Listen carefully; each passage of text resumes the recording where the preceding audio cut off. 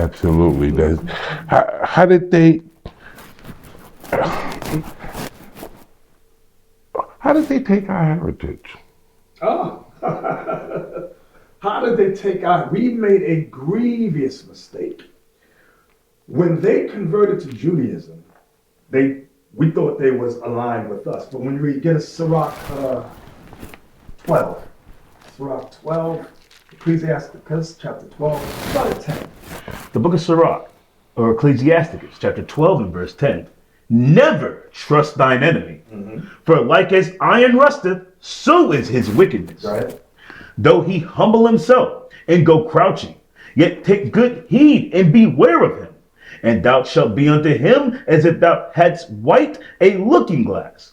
And thou shalt know that his rust have not been altogether wiped away. Meaning his wickedness will stay with him. Now here's the point, verse 12. Set him not by thee, lest when he hath overthrown thee, Lest when he have overthrown thee, he stand up in thy place. stand up in your place. Right? Neither let him sit at thy right hand, lest he seek to take thy seat. And that's what they did. Go ahead. And thou at the last remember my words, and be pricked therewith. There's a movie that Lawrence Fishburne starred in.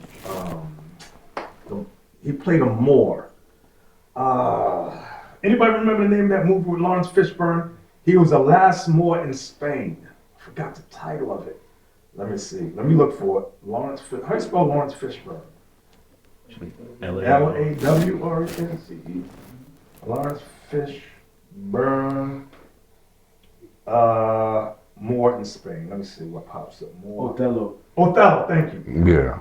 In that movie, all his European friends were plotting to kill him. Excuse me.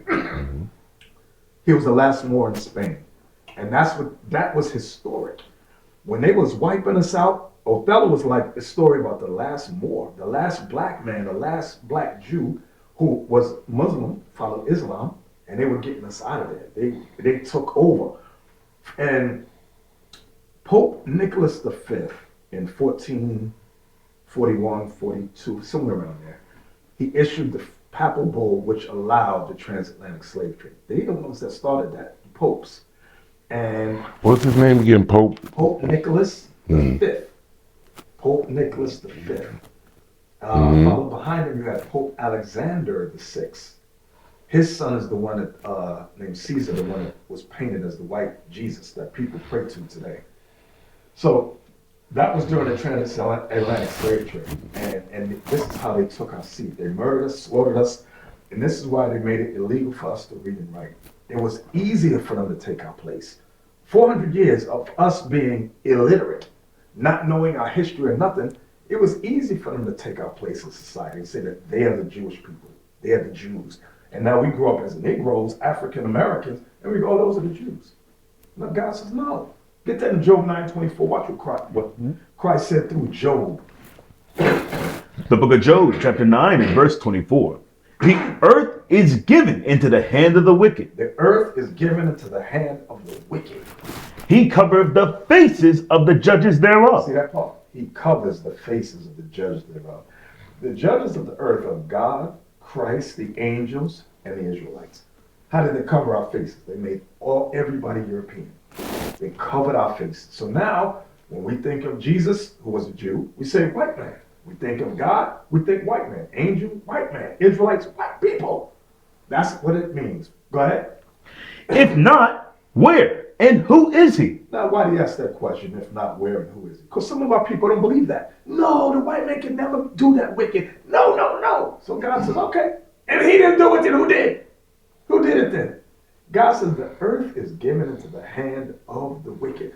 He didn't say righteous people run the earth. God says wicked people run the earth. They run the media. They run the White House. They run all these major countries, the G7. They run it all. They own the property, They too. run the properties. Yeah, they own all the property. Yeah. That's what he says. That's what this is why people like Shmuley and Moshe won't sit down with me. They said, no, not that guy. No, we're going to make that happen. Yeah, we're going to make that happen. And we're going to speak in English. Oh, because he mentioned about Hebrew. Yeah. And he tried to make it like, because you don't know Hebrew. No, he said that to me. The translations all no. Yeah. This is what they do. Write this name down. Eleazar, Ben Yehuda.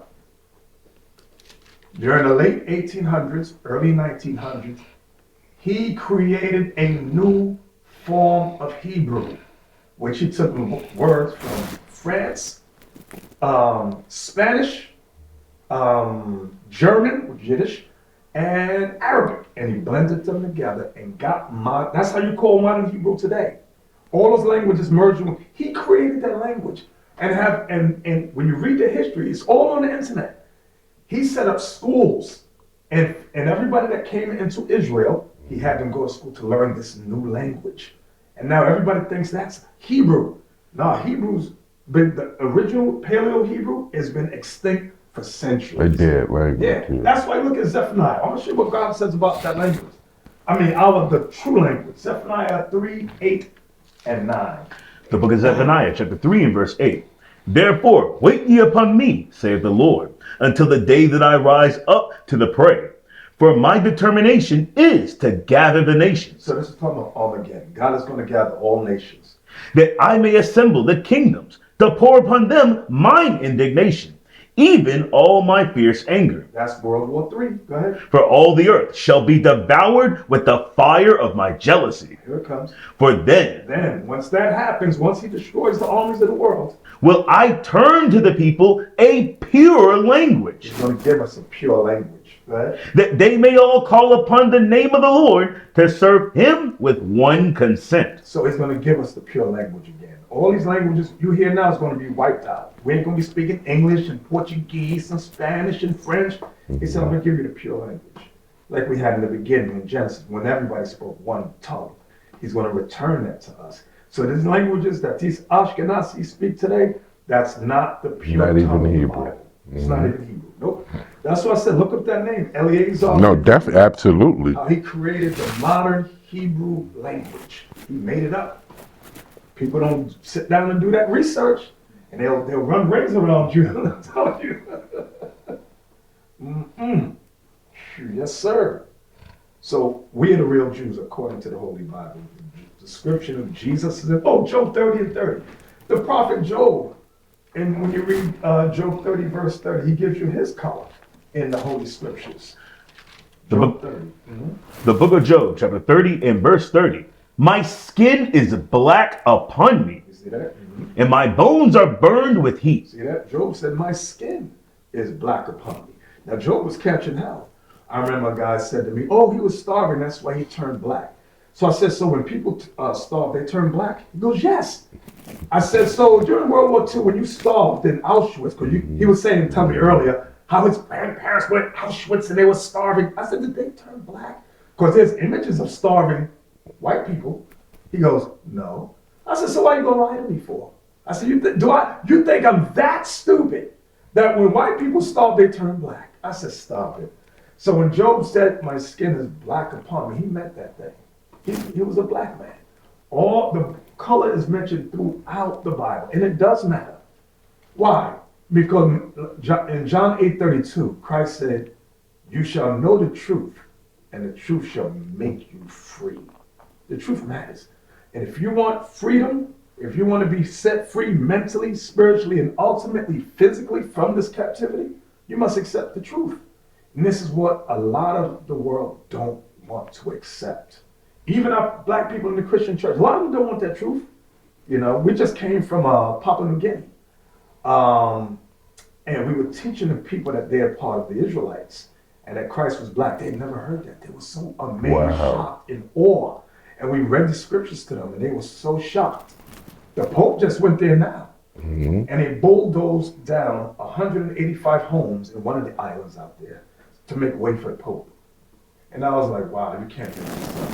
You destroyed homes and families to bring that government. Bring him in. Wow, that's amazing right there.